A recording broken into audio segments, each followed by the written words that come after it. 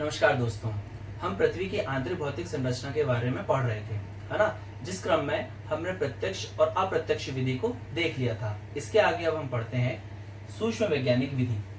हुआ क्या, जो प्रत्यक्ष और अप्रत्यक्ष विधियों में कमियां थी, इसमें जो कमियां थी इसे ही दूर करने के लिए सूक्ष्म वैज्ञानिक विधि को लाया गया।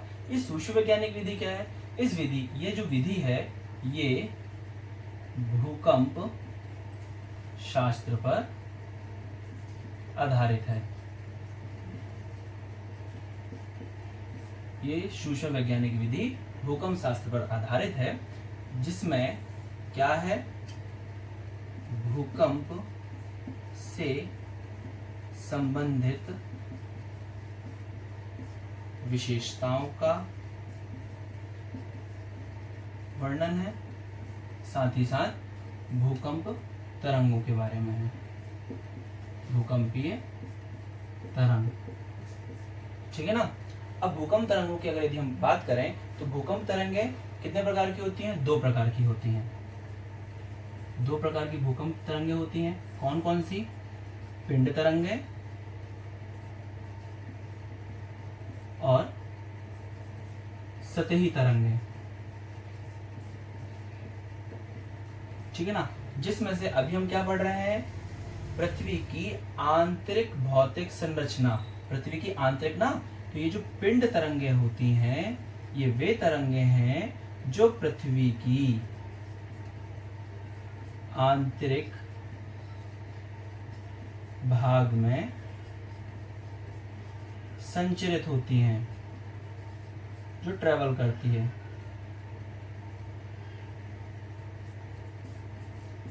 ठीक है ना। वो कौन सी तरंगें हैं? ये तरंगें भी 2 प्रकार की होती हैं। अब यहां देखिएगा, पिंड तरंगें। ये पिंड तरंगें 2 प्रकार की हैं। कौन कौन सी? पी वेव या पी तरंग और एक एस वेव या एस तरंग। पी वेव और एस वेव, जिसमें से ये जो पी वेव है ये ठोस, द्रव व गैस, इन तीनों माध्यम में ट्रेवल करती है, और जो एस वेव होती है ये केवल ठोस माध्यम में ट्रेवल करती है, जबकि द्रव माध्यम में विलुप्त हो जाती है।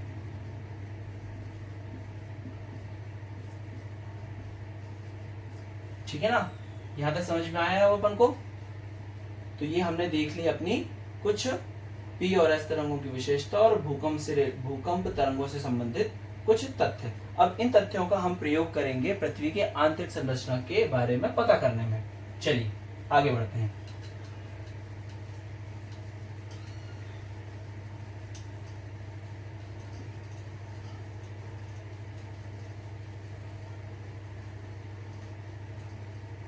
इन तरंगों की कुछ विशेषताएं हैं जो वो ये भी देखेंगे हम कि ये जो तरंगे होती है ना, ये वेव्स होती हैं, ये जो वेव्स हैं ये जो मीडियम होता है उसके प्रोपोर्शन में होती हैं, मीडियम के प्रोपोर्शन में होती हैं। जैसे कि अगर यदि समांगी मीडियम है, समांगी मीडियम क्या कहलाएगा? समांगी मीडियम का मतलब हम समझेंगे। समांगी मीडियम जैसे ठोस है तो केवल ठोसी ठोस जल सतह हो गई, है ना। ऐसा नहीं होगा कि कहीं ठोस आ रही है फिर द्रव वाला आ गया, तो ऐसा नहीं। अगर यदि ठोस है तो ये जो वेव्स होती हैं इनकी ट्रेवल जो होती है, इनकी जो गति होती है, ये गति जो बहुत तेजी से बढ़ी रहती है, एक समान इनकी गति रहती है। अगर यदि मीडियम समांगी है, उसी जगह अगर यदि विषमांगी मीडियम होगा, विषमांगी मैंने जैसे आपको समझाया, विषमांगी का मतलब क्या होगा कि अनइवन टाइप का, ठोस है फिर उसके बाद में द्रव आ गया, फिर पता चले ठोस आ गया, तो उस जगह पर इनकी जो गति होती है वो डाउन हो जाएंगी। इसका एग्जांपल आप समझ सकते हैं। अगर यदि कोई दौड़ लगा रहा है, अगर यदि प्लेन है तो वो बहुत तेजी से दौड़ लगाएगा। उसी जगह दौड़ लगाते लगाते अगर यदि बीच में पानी आ जाएगा तो जो उसकी गति होगी ना वो डाउन हो जाएगी। सेम यही चीजें इन तरंगों के साथ या इन वेव्स के साथ में होता है। चलिए अब हम समझते हैं इसके आगे की कहानी। देखिए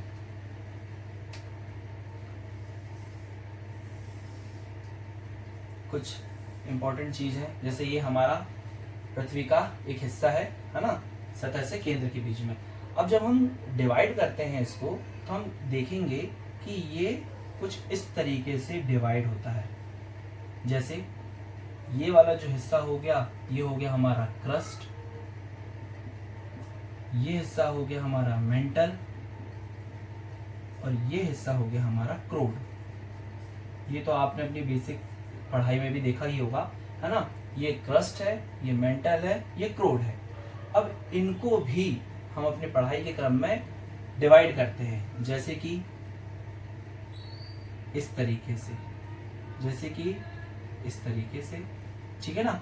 अब हम देखेंगे ये कि ये जो, अगर यदि हम पहले ये देख लें कि क्रस्ट और मेंटल, इस क्रस्ट और मेंटल के बीच में एक, ये बीच में एक संक्रमण वाला क्षेत्र दिख रहा होगा हमको, है ना। इसे क्या कहते हैं? तो इसे कहते हैं मोहरोविक, मोहरोविक असंबद्धता या डिसकंटिन्यूटी, असंबद्धता, ठीक है ना।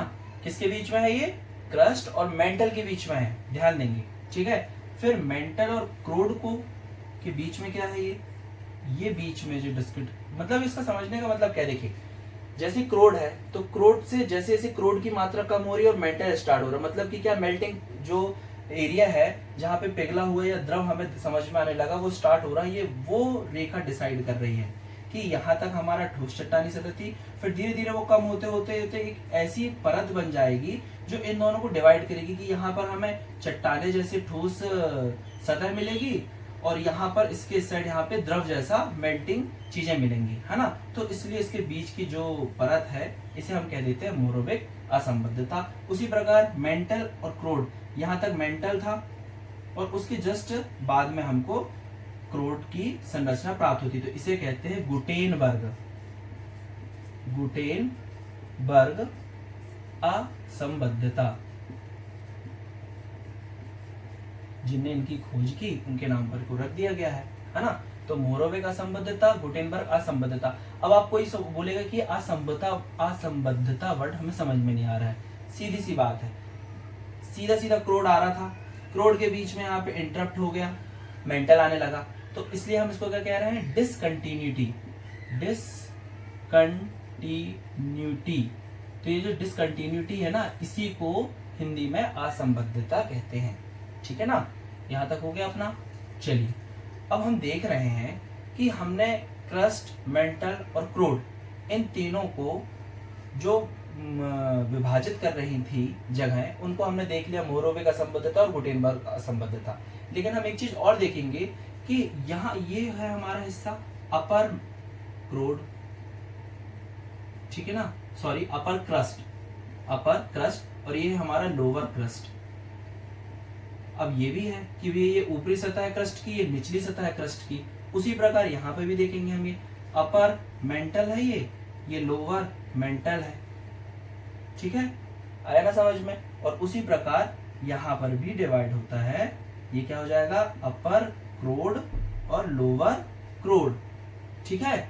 अब इन्हें भी अलग अलग नाम दिया गया है, जैसे कि इसे क्या कहा जाता है?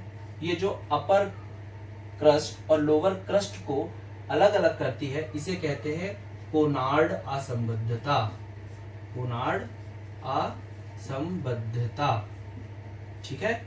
फिर जो अपर मेंटल और लोअर मेंटल को अलग करती है उसे क्या कहेंगे? उसे कहते हैं रिपिति, रिपिति, ठीक है, आ रहा समझ में। और इसके बाद में जो क्रोड है, अपर क्रोड और लोअर क्रोड को अलग करती है, उसे कहते हैं लहमन, लहमन असंबद्धता। अब ये सीधे सीधे क्वेश्चन आ जाते हैं, स्टेट पीसीएस में तो सीधे सीधा क्वेश्चन आ जाता है, क्या कि आप बताइए मेंटल और क्रोड को विभाजित करने वाली असंबद्धता किसे कहते हैं, या निम्नलिखित में से कौन है? अब उसमें ऑप्शन रहेगा आपका मोहरोविक, गुटेनबर्ग, कोनार्ड, रिपिति। तो आपको ये पता होना चाहिए, ये पूरा फैक्चुअल भी है और समझने वाली बात भी है, ठीक है ना, कि हमारा जो मेंटल है और क्रोड है, इनको बीच में कौन सी असंबद्धता होती है? तो गुटेनबर्ग। अब उसमें भी डिवाइड है कि भैया अपर क्रस्ट और लोअर क्रस्ट को या ऊपरी क्रस्ट एवं निचली क्रस्ट को अलग करने वाली जो असंबद्धता है वो कौन सी है, तो वह कोनार्ड। ठीक है, कंफ्यूज नहीं होना, क्रस्ट में कोनार्ड है और क्रोड वाले में लेहमन है। ठीक है, यहां तक क्लियर हुआ, ये चीज समझ में आ गई। तो इसको हम याद कर लेंगे, इसको नॉर्मली आप याद कर सकते हो। सबसे पहले जो दो याद कर लो, कौन सी दो, ऊपर वाली और नीचे वाली, मोरोवेक और गुटेनबर्ग। ठीक है ना, जैसे कि मोरोवेक अगर यदि ज्यादा किसी को याद नहीं होता तो मुंह ऊपर है तो मोरोवेक हो गया। ठीक है ना, घुटने नीचे हैं तो गुटेनबर्ग। ठीक है ना, ऐसे याद कर सकते हो, उसको आप अपनी ट्रिक लगा सकते हो, उसमें कोई इशू नहीं है, जैसा आपको अच्छा लगे वैसा आप याद कर सकते हो। क्योंकि ये दोनों जब क्लियर हो जाएंगी तो फिर बाकी बचेंगी 3, उसको आप अपने स्तर पर देख लीजिएगा। ठीक है, कि किस तरीके से आपको उसको ट्रिक से याद करना है। अब इसका यूज क्या है, अब हम देखेंगे। जो हमने ये देखा upper crust, lower crust, upper mantle, lower mantle, और ये सूक्ष्म वैज्ञानिक विधि क्या है ये समझिएगा। देखिए, जो पी और एस तरंगे है, सारी चीजें ये पिंड तरंगे हमने देखी ना, पी और एस तरंगे होती हैं, पी और एस तरंग। इन पी और एस तरंगों के संचरण से हमें समझ में आएगा कि पृथ्वी की आंतरिक भौतिक संरचना कैसी है। देखिए कैसे, ये डिवाइड किया था अपन ने, है ना। अब यहां पर इसमें भी ये हो गया upper crust, lower crust, upper mantle, lower mantle, ये भी अपर क्रोड और लोअर क्रोड। देखिए, जब सूक्ष्म वैज्ञानिक विधि से पता लगाया गया तो ये देखने को मिला हमें कि जो पी और एस तरंगे हैं या पी और एस वेव्स हैं, ये ना अपर क्रस्ट पे इनकी जो गति है, इनकी जो गति क्या है, कम है। अब इसका कारण क्या है, क्यों कम है, तो इसका रीजन ये बताया गया कि यहां पर जो चट्टानी सतह है उनका घनत्व कम है। किसकी अपेक्षा, लोअर क्रस्ट की अपेक्षा। लोअर क्रस्ट में इनकी गति, पी और एस तरंगों की गति अधिक है। अगेन रीजन क्या है, घनत्व अधिक होना। आया समझ में, यहां तक कोई कंफ्यूजन नहीं होगा यहां तक। चलिए अब आगे बढ़ते हैं। चलिए, हमने जैसे क्या बताया था, जो पी वेव्स होती हैं वो ठोस, द्रव, गैस तीनों में ट्रेवल करती हैं, जबकि जो एस वेव होती है वो केवल और केवल ठोस में चलती हैं। चलिए ठीक है ना। अब यहाँ पर आ गया मेंटल। अब हम जब देखेंगे यहाँ पर जो मेंटल है वो हमारा अपर मेंटल जो है, अपर मेंटल यहाँ पर हमको देखने को ये मिलता है, जैसे हमने देखा ना, ये क्या असंबद्धता थी बीच में, तो ये ऐसा तो होगा नहीं कि यहाँ पर ठोस था और यहाँ एकदम ही आपको सब चीजें मेल्ट हो गई हो, ऐसा तो नहीं होगा ना, सारी पिघली पिघली अवस्था मिल रही हो, कुछ ना कुछ थोड़ा बहुत यहाँ पर अमाउंट हमें ठोस भी मिलता है। ठीक है, तो यहाँ पर जो है मेंटल है, उसके बावजूद पी और एस तरंगे यहाँ हमें देखने को मिलती हैं। पी और एस दोनों तरंगे देखने को मिलती है, लेकिन इनकी गति क्या है, गति यहाँ हो जाएगी कम। गति कम हो गई, इसका मतलब क्या हुआ, यहाँ पर क्या मेंटल था, मतलब द्रव अवस्था थी, तो द्रव अवस्था के होने के कारण यहाँ पर इनकी गति कम हो जाती है। लेकिन आप बोलोगे कि द्रव अवस्था तो एस तरंगे क्यों है, मैंने वही बताया आपको कि एस तरंग इसलिए हमें दिखाई दे रही है क्योंकि अभी भी ये अपर मेंटल है। जैसे ही हम इसमें लोअर मेंटल में जाएंगे तो लोअर मेंटल में सिर्फ पी तरंगे दिखाई देंगी हमें, यहाँ पर एस तरंग क्या हो जाएगी, विलुप्त। ठीक है ना, पी तरंगे दिखाई देंगी और एस तरंग हो जाएगी विलुप्त। कहां पर, लोअर मेंटल में। आया आपको समझ में। इससे हमें क्या समझ में आता है कि यहाँ पर पूरी तरीके से जो अवस्था है वो द्रव की अवस्था है, इसलिए यहाँ पर एस तरंगे संचरण नहीं कर पा रही। अब आप देखिए, समझ में आ रहा है ना हमको कि पृथ्वी की आंतरिक भौतिक संरचना कैसी है। अगर यदि हमें कुछ समझना हो तो हम समझ सकते हैं किस तरीके से पृथ्वी के अंदर किस किस हिस्से पे या किस किस उसकी अवस्था पर कैसी अवस्थाएं चेंज हो रही हैं। यहाँ हमने अपर क्रूड देखा, अपर क्रस्ट देखा, लोअर क्रस्ट में देखा, अपर मेंटल में देखा, लोअर मेंटल में देखा। अब हम पहुंच गए हैं अपर क्रस्ट पे, ठीक है ना। अब आप ही बताइए अपर क्रस्ट में क्या होगा। अगेन वही चीजें भाई, यहाँ पर मेंटल था तो यहाँ पर पी तरंगे दिख रही थी, एस तरंगे दिखाई नहीं दे रही थी। लेकिन अब जैसे ही हम अपर क्रस्ट में जाते हैं फिर वही चीजें, यदि यहाँ पर द्रव होने के बावजूद भी एस तरंगे दिखाई दे रही थी तो यहाँ उसका क्या होगा भाई, यहाँ पे तो सर्वाधिक मात्रा किसकी थी, द्रव की थी, ठीक है ना, और क्रूड में ठोस की।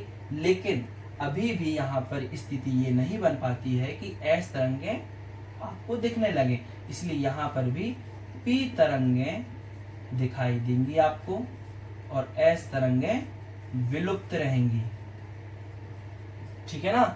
पी तरंगे दिखाई देंगी और एस तरंगे आपकी विलुप्त रहेंगी। इसके बाद जैसे ही हम लोअर क्रस्ट में जाते हैं तो यहाँ हमें पी और एस दोनों ही वेव्स या दोनों ही तरंगे दिखाई देंगी और उनकी गति यहाँ सर्वाधिक होती है। क्रूड में पी वेव और एस वेव की जो गति है वो सर्वाधिक होती है, जिससे आप क्या अनुमान लगा सकते हैं या क्या आप उसका निष्कर्ष निकाल सकते हैं कि यहाँ पर ठोस सतह होने के साथ साथ घनत्व सर्वाधिक है, ठीक है ना। तो जो हमने स्टार्टिंग में भी पढ़ा था प्रत्यक्ष विधि अप्रत्यक्ष विधि में हमने देखा था ना कि जैसे जैसे आप गहराई में जाते जाते हैं घनत्व बढ़ता जाता है। तो क्या ये चीज हमें प्रूफ इस पी और एस तरंग भी कर रही हैं, ठीक है ना। चलिए तो ये टॉपिक अपना यहाँ तक हो गया कंप्लीट। अब मिलते हैं अपन अगले वीडियो पर। अगर यदि आपको वीडियो पसंद आई हो तो वीडियो को लाइक शेयर एंड सब्सक्राइब जरूर कीजिए। Thank you.